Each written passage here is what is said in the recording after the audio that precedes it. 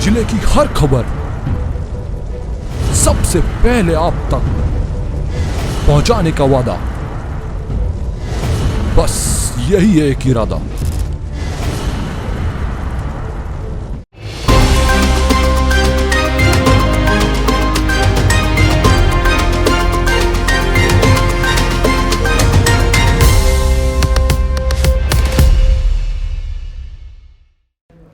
नमस्कार, आप देख रहे हैं पद्मेश 24/7 तरुण रिनायत के साथ। चलिए न्यूज बुलेटिन की शुरुआत करते हैं आज की हेडलाइन से। लालबर्रा रोड पर लवादा में पिकअप की टक्कर से एक युवक की मौत, एक गंभीर रूप से घायल।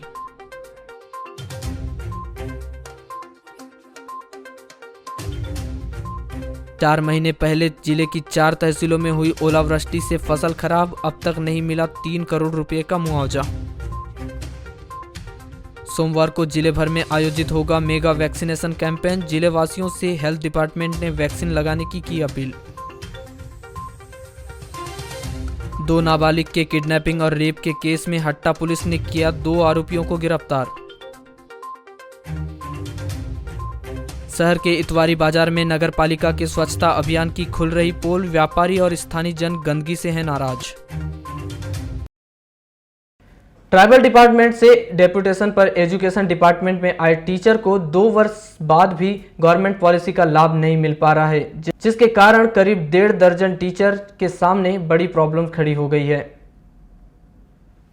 बताया जा रहा है कि 2 वर्ष पहले जो एजुकेशन डिपार्टमेंट से डेपुटेशन पर आए थे, उनका 2 वर्ष बीत जाने के बाद भी एजुकेशन डिपार्टमेंट में IFMIS पोर्टल में स्वीकृति नहीं दिखा रहा है। बताया जा रहा है कि इनकी समूह इंश्योरेंस योजना की राशि नहीं कट रही है। ऐसी स्थिति में अगर कोई टीचर की डेथ हो जाती है तो उनके परिवार को इंश्योरेंस का बेनिफिट नहीं मिल पाएगा। 2 साल पहले ट्रांसफर नीति के तहत प्रतिनियुक्ति पर हमारे बालाघाट जिले में 30 शिक्षक जो है प्रतिनियुक्ति पर स्कूल शिक्षा विभाग में आए हैं। इन 30 शिक्षकों का IFMIS पर अभी तक पद स्वीकृत न होने के कारण इनकी मैपिंग नहीं हो पाई है। कुछ शिक्षकों की पद के विरुद्ध मैपिंग कर दिए हैं, कुछ जहां पर खाली थे, बाकी अभी 18-19 शिक्षक ऐसे हैं जिनको अभी मैनुअल बिल होता है, उनकी GIS की कटौती नहीं हो रही है। यदि कोविड जैसे महामारी में अगर इनकी मृत्यु हो जाती है तो इनके परिवार को किसी भी प्रकार का कोई लाभ प्राप्त नहीं होने वाला है। बहुत चिंता का विषय है। अतः हम शासन प्रशासन से मांग करते हैं कि ये पद स्वीकृत कर हमारा जितने भी प्रतिनियुक्ति पर शिक्षक आए हैं उनकी IFMIS पर मैपिंग कर नियमानुसार वेतन नियमित रूप से दी जाए। आजाद अध्यापक जिला संघ के अध्यक्ष आशीष बिसेन ने बताया कि कोरोना काल में हमारे कई टीचर साथी की डेथ हुई थी। एजुकेशन डिपार्टमेंट द्वारा अनुकंपा नियुक्ति के आदेश तो जारी कर दिया गया है, लेकिन ट्राइबल डिपार्टमेंट में अनुकंपा नियुक्ति के आदेश अब तक जारी नहीं हुए हैं। ऐसी कई परेशानी टीचर और उनके परिजनों को हो सकती है। बाइट आशीष बिसेन। हम लोगों की बहुत कुछ समस्याएं हैं। प्रवेश प्रारंभ होने के पहले से ही हम शिक्षकों से संबंधित समस्याएं हैं। विशेषकर आदिम जाति कल्याण विभाग के शिक्षकों की समस्याएं पूर्ववत बनी हुई है। अभी जैसा कि हमने देखा कि जो कोरोना काल था उसमें हमारे कई साथी दिवंगत हुए, जिसमें कि अनुकंपा नियुक्ति के आदेश स्कूल शिक्षा विभाग ने तो जारी कर दिए, लेकिन आदिम जाति कल्याण विभाग में अनुकंपा नियुक्ति के आदेश अब तक जारी नहीं हुए, जिसके कारण जो हमारे साथी आदिम जाति कल्याण विभाग में कार्यरत है उनके परिवारों को अनुकंपा नियुक्ति का लाभ नहीं मिल पा रहा है, जो हमारे लिए बहुत दुखद है। दूसरी बात, आदिम जाति कल्याण विभाग के जो शिक्षक हैं उनको 7वें वेतनमान की प्रथम किस्त के भी आदेश अब तक जारी नहीं हुए। साथ ही साथ आदिम जाति कल्याण विभाग में जो हट्टा पुलिस ने 2 नाबालिग लड़की को बहला फुसलाकर किडनैप और रेप के मामले में 2 आरोपी को हैदराबाद में गिरफ्तार किया, जिनके कब्जे से 2 नाबालिग लड़की को छुड़ाया गया। गिरफ्तार दोनों युवक तरुण परते उम्र 26 वर्ष ग्राम पीपलझरी थाना हट्टा और देउल पिता कमलदास खरोले उम्र 21 वर्ष ग्राम देवगांव थाना रामपायली निवासी हैं। दोनों युवक को न्यायिक अभिरक्षा में जिला जेल भिजवा दिया गया है। प्राप्त जानकारी के अनुसार 21 मई 2021 को दिन में ग्राम पीपलझरी से 16 एवं 17 वर्ष की 2 नाबालिग अपने घर से बिना बताए कहीं चली गई थी, जिनके परिजनों ने रिश्तेदारी में खोजबीन करने के बाद दोनों लड़कियों के नहीं मिलने पर पुलिस थाना हट्टा में रिपोर्ट की थी। हट्टा पुलिस ने दोनों लड़की को बहला फुसलाकर किडनैप करने के आरोप में अज्ञात आरोपी के विरुद्ध धारा 363 भारतीय दंड विधान के तहत अपराध दर्ज कर दोनों लड़कियों की तलाश शुरू की। लड़कियों के लापता होने के बाद लगातार दोनों लड़कियों की तलाश की जा रही थी। साइबर सेल और अन्य माध्यमों से हाल ही में सूचना मिली कि दोनों लड़की आंध्र प्रदेश के हैदराबाद में तरुण परते और देउल खरोले के साथ में हैं और इन दोनों के द्वारा ही दोनों नाबालिग लड़कियों को बहला फुसलाकर उनका अपहरण कर लिया गया था। 20 करोड़ से अधिक की मनी लॉन्ड्रिंग के मामले में आज पुलिस ने 2 आरोपियों को जिला कोर्ट में पेश किया, जहां से नितिन उर्फ विकास सिंह झारखंड निवासी और संजय महतो देवगढ़ झारखंड निवासी को जुडिशियल रिमांड पर जिला जेल भेज दिया गया है। आपको बताएं कि मोबाइल खरीद फरोख्त के इस मामले में अब तक पुलिस ने 15 आरोपियों को कोर्ट में पेश कर दिया है और इस मामले में सभी आरोपियों को जेल भेजा जा चुका है। वहीं पुलिस के द्वारा इस मामले में पूरी तत्परता से कार्रवाई की जा रही है। इस मामले में आरोपियों के द्वारा अब बेल याचिका के लिए सेशन कोर्ट का दरवाजा खटखटाया जा सकता है। इस मामले में और भी खुलासे होने की बात पुलिस प्रशासन के द्वारा कही जा रही है। लालबर्रा रोड में ग्राम लवादा और बेहरई के बीच बेलगाम पिकअप ने रोड किनारे खड़े 2 युवक को चपेट में ले लिया। पिकअप की जबरदस्त ठोकर से दोनों युवक गंभीर रूप से घायल हो गए, जिनमें से एक युवक आदित्य पिता संतोष राहंगडाले उम्र 17 वर्ष ग्राम लवादा निवासी की जिला अस्पताल में मौत हो गई। वहीं अन्य युवक समीर पिता विनोद पारधी उम्र 16 वर्ष ग्राम लवादा निवासी को जिला अस्पताल से गोंदिया रेफर किया गया है। लालबर्रा पुलिस ने पिकअप को मौके से जब्त किया, जिसका चालक फरार बताया गया है। मृतक के परिजन से मिली जानकारी के अनुसार 20 जून को 9 बजे आदित्य राहंगडाले अपने साथी समीर पारधी के साथ लवादा और बेहरई के बीच उसना मिल के पास रोड किनारे खड़े होकर किसी का इंतजार कर रहे थे।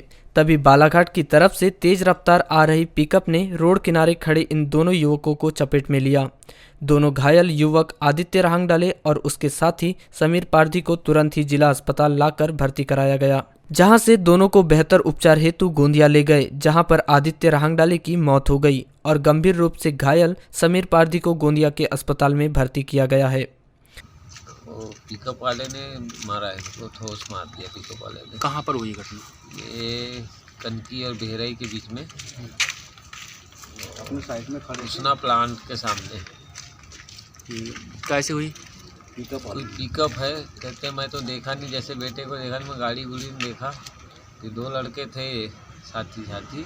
अच्छा, ये उस साइड पे थे खड़े गाड़ी लेके, तो उस साइड से मारा है उसने अपने साइड मेरा, तो राल साइड आके फेंका गया। किस साइड से, आगे से मारा है पीछे से मारा है, ये तो अभी मुझे जानकारी नहीं। अच्छा, दोनों को यहाँ लाए थे क्या जिला अस्पताल? हाँ, यहाँ लाए थे, यहाँ से गोंदिया ले गए दोनों को। गोंदिया में जाते ही इनकी डेथ हो गई, वहाँ इलाज हुआ थोड़ा मोड़ा। अच्छा, कटंगी देव थाना में चिराग से हेमलता पति 23 वर्ष की मौत हो गई। महिला खाना बनाते समय प्राप्त जानकारी के अनुसार करीब 9 बजे पीछे खाना बना रही थी। मिट्टी का तेल का दिया जला थी, जिससे दिया उसके कपड़ों पर आग लग गई। कटंगी में लाकर भर्ती उपचार के बाद हेमलता को घाट रेफर किया गया था हेतु हेमलता को मेडिकल किया गया था। हेमलता का 11 दिन 19 जून को जबलपुर होने पर घर ग्राम 20 जून को 11:30 बजे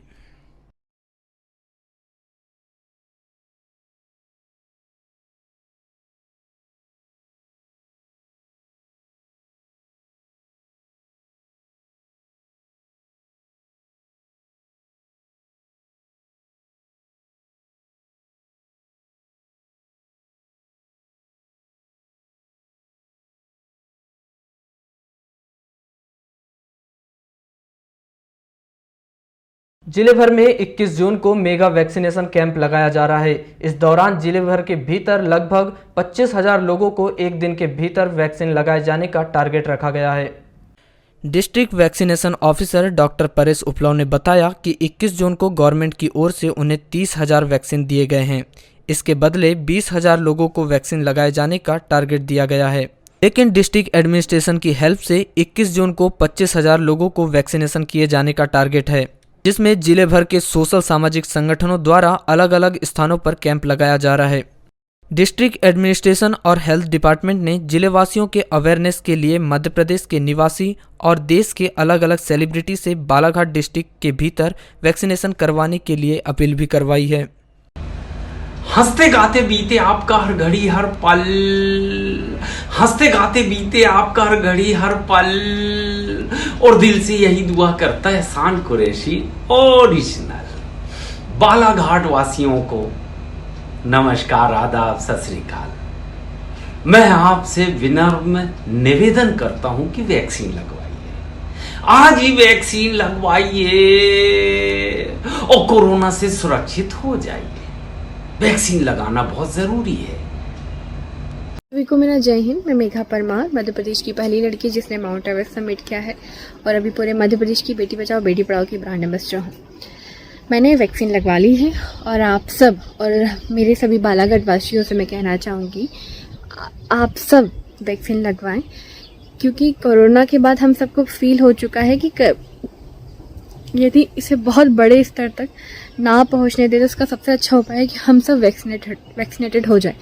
सरकार द्वारा इतनी अच्छी मुहिम चलाई जा रही है हम सब की रक्षा के लिए, हम सब के जीवन रक्षा के लिए। आप सब वैक्सीन लगवाएं और सरकार और अपने लिए और देश की रक्षा के लिए, अपनी और अपनों की रक्षा के लिए। आदाब, नमस्कार। मैं मुश्ताक खान, बॉलीवुड एक्टर। दोस्तों, आज का मेरा ये वीडियो मध्य प्रदेश के बालाघाट ज़िले और उस ज़िले के जितने भी तहसील हैं, जो गांव हैं, जो अतराफ़ हैं, उन सभी निवासियों के लिए है। चूँकि मैं ख़ुद बालाघाट ज़िले के पास बैहर तहसील का रहने वाला हूँ। टीकाकरण बहुत ज़रूरी है, वैक्सीन लगाना बहुत ही ज़रूरी है, इसका ये अंतिम उपाय है। इसके साथ ही साथ हमें एक दूसरे से दूरी बनाए रखना है और जब भी हम घर से बाहर निकलें, जैसे कि आप सभी को मालूम है और हर तरह से और गवर्नमेंट की तरफ से भी और डॉक्टर की तरफ से भी और सभी की तरफ से आपको बताया जाता है कि भाई किस तरह से सोशल डिस्टेंसिंग, सामाजिक दूरी रखना है, किस तरह से जब भी आप बाहर निकलें तो आपको मास्क लगाना है। बालाघाट जिले के भीतर 16 फरवरी 2021 को हुई बेमौसम बारिश और ओलावृष्टि की वजह से जिले की 4 तहसील बालाघाट, बैहर, बिरसा, परसवाड़ा के 80 गांव के लगभग 6000 हेक्टेयर पर लगी रबी की फसल को नुकसान हुआ था। योजना के अनुसार कृषि विभाग और राजस्व विभाग ने मिलकर इन 4 तहसील के फसल को हुए नुकसान का सर्वे करवाया था। उसकी रिपोर्ट वरिष्ठ स्तर पर भेजी थी, लेकिन 4 महीने बीत जाने के बाद भी पीड़ित किसानों को मुआवजे की राशि का भुगतान नहीं हो पाया। आपको बताएं कि इस दौरान मुख्य रूप से जिले के भीतर लगाई गई उड़द, मूंग, गेहूं, चना की फसल सबसे ज़्यादा प्रभावित हुई थी, क्योंकि इस दौरान लगभग 3 दिनों तक इन 4 तहसील में मौसम बहुत अधिक खराब रहा था। रुक रुक कर हो रही बारिश और ओलावृष्टि की वजह से फसलों को बहुत अधिक नुकसान होने का अनुमान लगाया गया था। कृषि विभाग से मिली जानकारी के अनुसार फरवरी माह में ओलावृष्टि और बारिश की वजह से फसल नुकसान के सर्वे के लिए 4 तहसीलों में राजस्व और कृषि विभाग की लगभग 40 टीम बनाई गई थी। सभी टीमों ने प्रत्येक किसान से सर्वे कर रिपोर्ट तैयार की और वरिष्ठ स्तर पर भेज दी थी। इस दौरान शासन के नियम अनुसार RBC 3-4 के तहत जिस किसान की 33% से अधिक फसल को नुकसान हुआ है उसे मुआवजा देने का वादा किया गया था। इस आंकड़े के अनुसार इन 4 तहसीलों में लगभग 3 करोड़ से अधिक का मुआवजा दिया जाना तय किया गया था। मुआवजे के विषय में जब हमने कृषि विभाग के उप संचालक SR गौर से चर्चा की तो उन्होंने बताया कि उनका काम केवल राजस्व विभाग के साथ मिलकर फसल नुकसान का सर्वे करना था। इसकी रिपोर्ट उनके द्वारा प्रत्येक तहसील के तहसील अधिकारियों को सौंप दी गई थी। मुआवजा का वितरण तहसील कार्यालय के माध्यम से किया जाएगा। इस विषय पर जब हमने बालाघाट तहसील से लेकर परसवाड़ा, बैहर, बिरसा तहसील कार्यालय में इस बात की जानकारी ली तो सभी ने एक स्वर में ही जवाब दिया। उनके द्वारा रिपोर्ट तैयार कर भोपाल भेजी गई है। मुआवजे की राशि का वितरण वरिष्ठ स्तर से किया जाएगा। इस विषय पर उनके द्वारा बीते दिनों ही पत्राचार भी किया गया है, लेकिन अब तक मुआवजे के विषय में कोई जानकारी वरिष्ठ स्तर से नहीं दी गई है।